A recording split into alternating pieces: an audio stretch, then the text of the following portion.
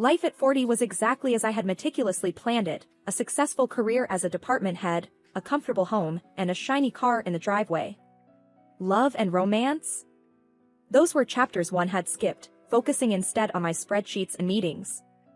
Until one unassuming evening at my friend Lisa's party, where my well-ordered world took an unexpected turn. "Anna, you need to get out more," Lisa had insisted over the phone. "It'll be good for you." I had reluctantly agreed, not really expecting much from the evening. As I arrived at the party, the atmosphere was buzzing with laughter and chatter. I felt out of place, awkwardly holding a glass of wine, scanning the room for a familiar face. That's when I noticed him. He was in the middle of a lively group, but somehow seemed separate from them. There was an ease about him that caught my attention. He walked over to me, a confident yet friendly smile on his face. "Hi, I'm Tom," he said, offering his hand. "I don't think we've met before." "I'm Anna," I replied, shaking his hand. His grip was firm, reassuring. "First time at one of Lisa's infamous parties?" he asked, his eyes twinkling with amusement. "Is it that obvious?" I said, trying to match his light tone. "Just a lucky guess," Tom chuckled. "So, what brings you here tonight? Friend of the host?" "Yes, Lisa and I go way back. But parties aren't really my scene. I'm more the type to curl up with a good book at home," I admitted. "Ah, a fellow book lover. What do you like to read?" Tom asked, leaning against the wall, completely engaged in our conversation. "Mysteries mostly. There's something about unraveling a puzzle that's relaxing after a day of work," I said, feeling a bit more at ease. "I get that. I'm more into biographies, though. Real-life stories have a certain appeal, don't you think?" Tom said. The conversation flowed effortlessly from there. We discussed everything from our favorite authors to our jobs. I learned he was a graphic designer, passionate about his work, and surprisingly, 5 years younger than me. His sense of humor was a breath of fresh air. As the night wore on, we somehow found ourselves tucked away in a quieter corner of the room, lost in conversation. It was uncanny how natural it felt to talk to him, as if we'd known each other for years rather than hours. When it was time to leave, Tom insisted on walking me to my car. "I hope I get to see you again, Anna," he said earnestly as we stood beside my car. "I think I'd like that," I found myself saying, surprised by my own willingness to step out of my comfort zone. "Good night, Tom." Driving home, my mind replayed our conversation, his laughter, the ease of the evening. It was unsettling yet exhilarating. For the first time in a long while, I felt a spark of something new, something unexpected. After that party, Tom and I started seeing each other more. It wasn't like anything I had experienced before. He was thoughtful in ways that caught me off guard. He'd surprise me with my favorite coffee at work or send me texts just to say he was thinking of me. One evening, he invited me over for dinner. I walked into his apartment to find he had cooked an entire meal. "I hope you're hungry," he said, grinning from ear to ear. "I'm impressed. I didn't know you could cook," I said, taking in the spread on the table. "There's a lot you don't know about me," he replied with a wink. "For instance, I make a mean lasagna." As we ate, he told me stories about his family, his dreams, his fears. It was intimate, real. After dinner, we settled on the couch, a comfortable silence enveloping us.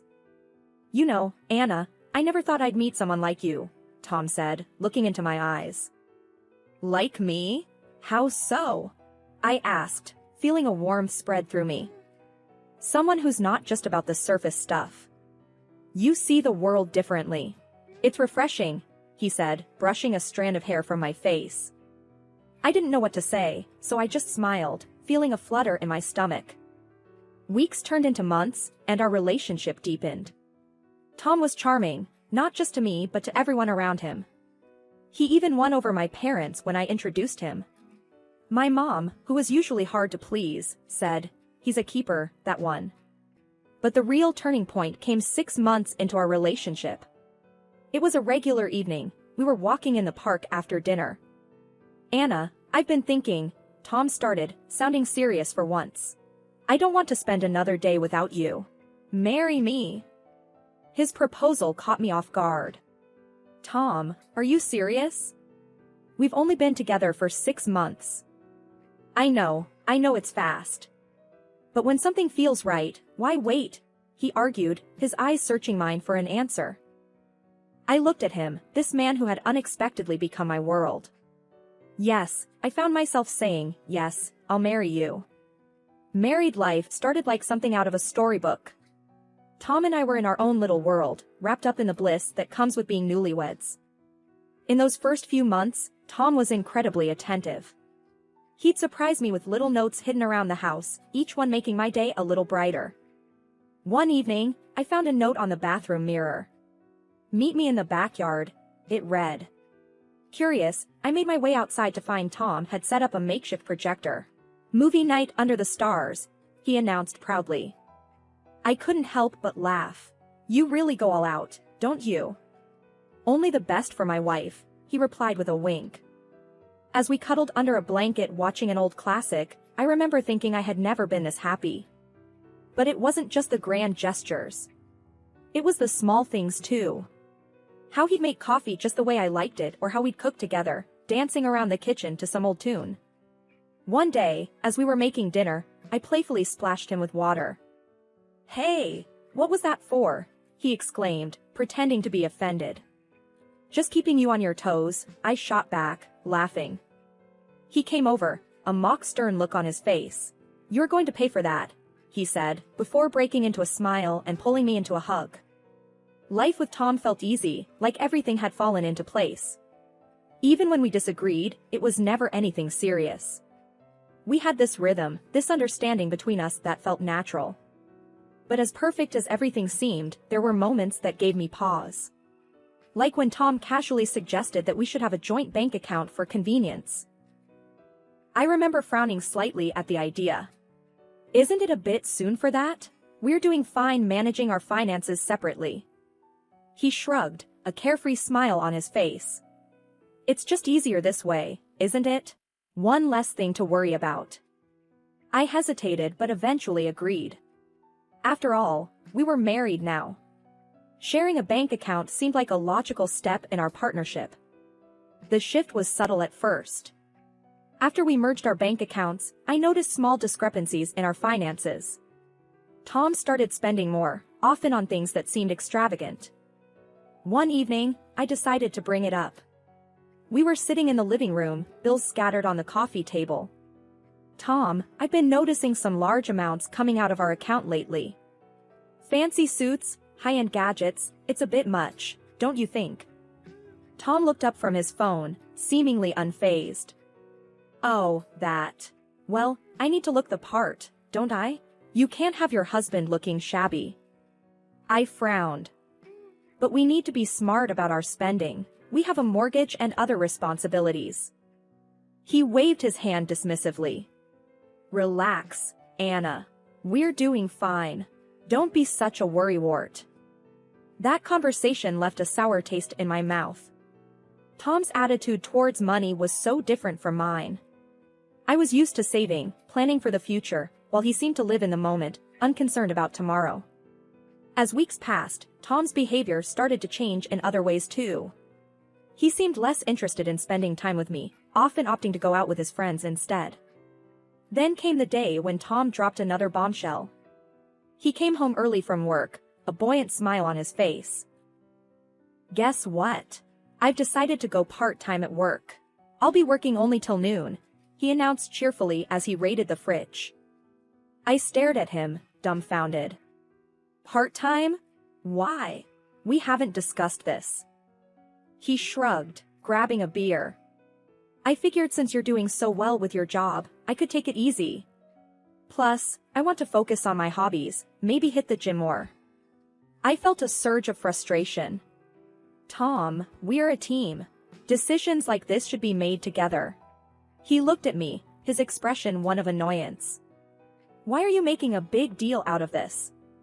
It's not like we can't afford it."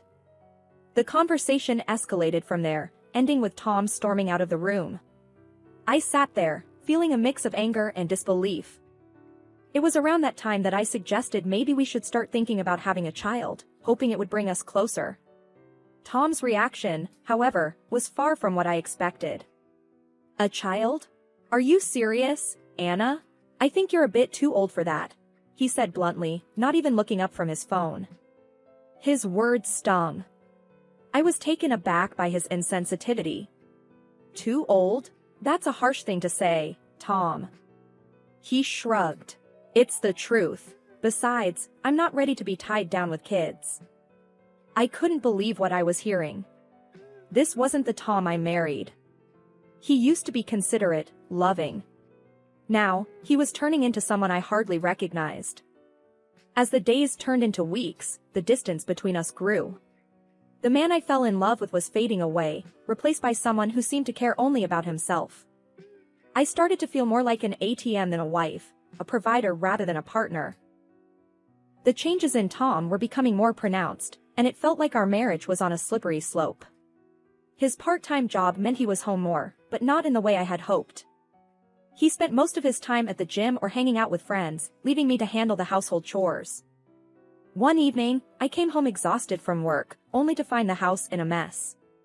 Tom was sprawled on the couch, scrolling through his phone. "You're home early," I commented, dropping my bag. He didn't look up. "Yeah." Gym was crowded. Decided to skip it. I sighed, looking around. "Tom, since you're home more, do you think you could help out with some of these chores?" He frowned, his tone defensive. "What? Now you want me to be a house husband? That's not my thing, Anna." I felt my patience wearing thin. It's not about being a house husband. It's about helping each other out. He shrugged, unmoved. "I don't know, Anna. I have other things to do." I bit back a sharper retort, feeling a growing sense of frustration and loneliness. It was like talking to a wall. He just didn't get it, or he didn't care. I couldn't tell which was worse. The situation worsened when I suggested he could use his free time for something productive, like taking care of the house or cooking. "Me? Cook? Come on, Anna, you know I'm no good in the kitchen." He laughed it off. "But you could learn. It would be helpful," I pressed, hoping he'd see reason. He scoffed. "I have better things to do with my time." I felt a surge of anger. "Like what? Going to the gym and hanging out with your friends?" He rolled his eyes. "You just don't get it, do you? I need my space, Anna." I couldn't believe what I was hearing. This was not the partnership I had signed up for. I was working full-time, managing the house, and now, apparently, I was expected to be okay, with his complete lack of contribution.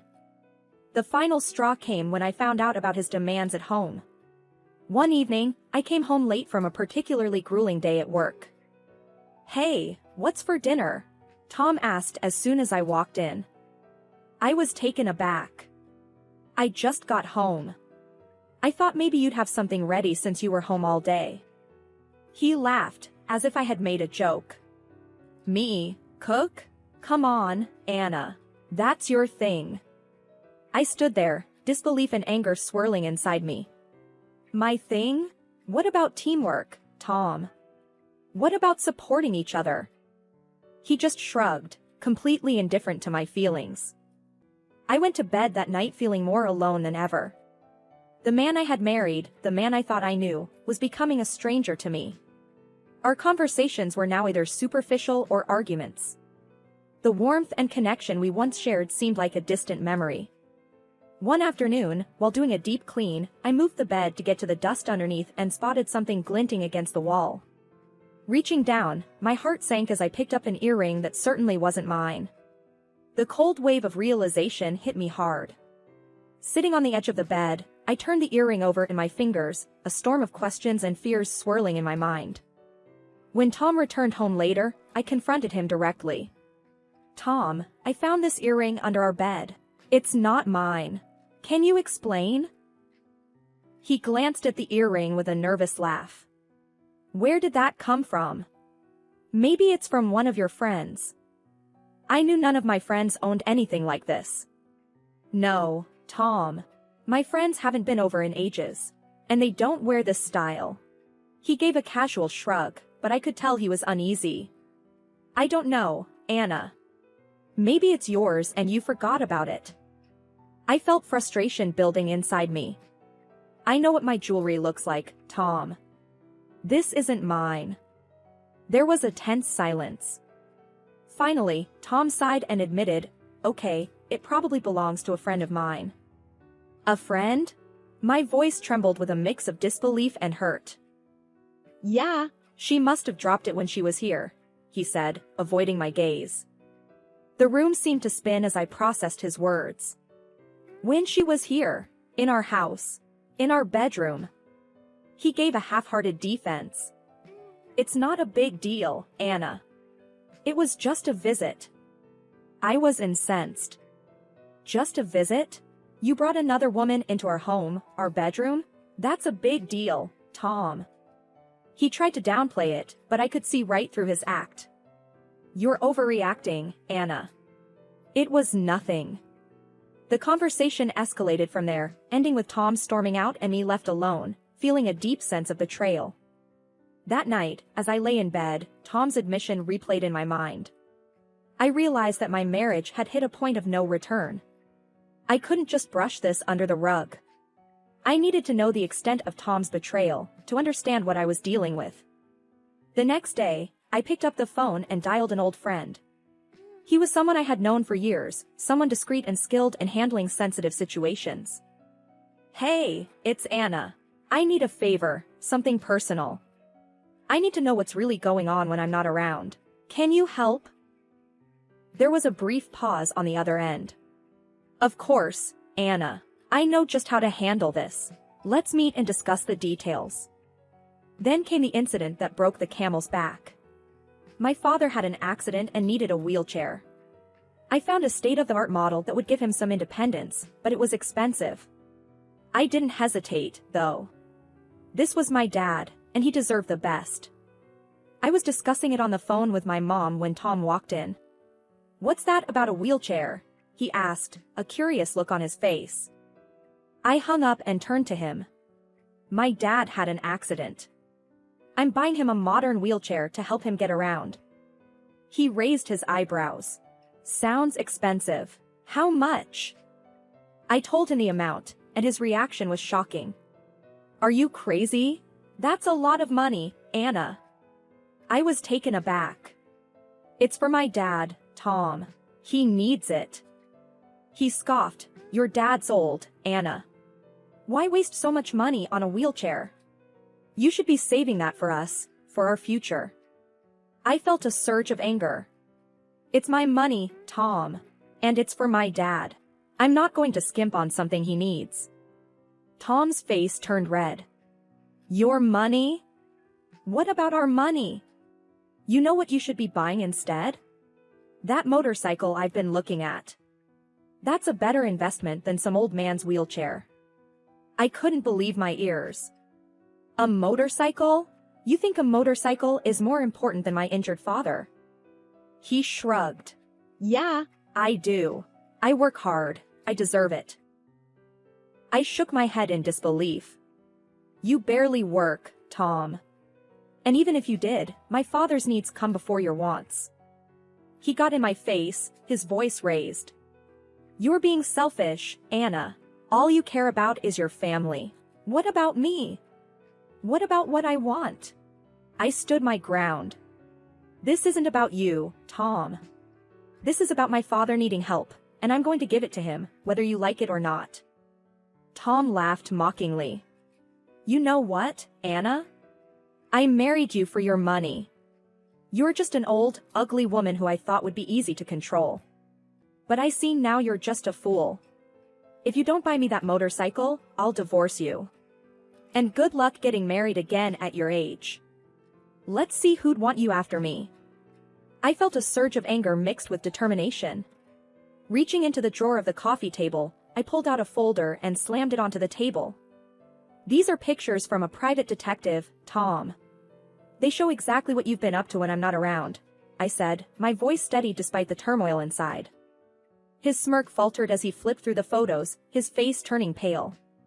The images were undeniable proof of his infidelity, his betrayal laid bare for him to see. And this, I continued, pulling out another set of documents, is our divorce paperwork. I'm done, Tom. I'm done being disrespected, lied to, and used. He looked up from the photos, his earlier bravado gone. Anna, please, we can talk about this. I didn't mean those things I said. But it was too late. I had seen the truth behind the man I married, and there was no going back. I've made my decision, Tom. It's over, I said firmly. As he left the house that day, the folder and divorce papers in his hands, I felt a profound sense of relief mixed with sorrow. It was the end of a painful chapter in my life, but also the beginning of a new, albeit uncertain, journey. The divorce proceedings were nothing short of a roller coaster.